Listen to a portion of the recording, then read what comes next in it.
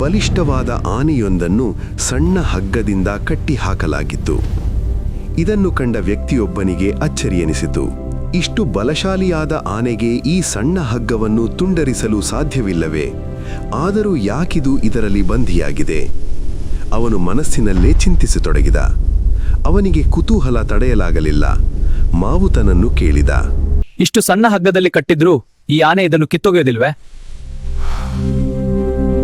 ಆನೆ ಮರಿ ಇದ್ದಾಗಿನಿಂದಲೂ ಇದೇ ಹಗ್ಗದಲ್ಲಿ ಕಟ್ಟಿರುವೆ. ಹಲವಾರು ಬಾರಿ ತಪ್ಪಿಸಿಕೊಳ್ಳಲು ಯತ್ನಿಸಿತು, ಆದರೆ ಸಾಧ್ಯವಾಗಲಿಲ್ಲ.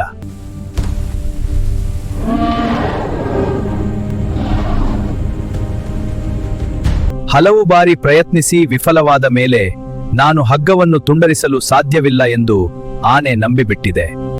ಈ ಆನೆಯಂತೆ ನಮ್ಮ ಮನಸ್ಸು ಕೂಡ ಹುಸಿ ನಂಬಿಕೆಯಲ್ಲಿ ಬಂಧಿಯಾಗಿ ಬಿಟ್ಟರೆ ಅದರಿಂದ ಬಿಡಿಸಿಕೊಳ್ಳುವುದು ಕಷ್ಟ.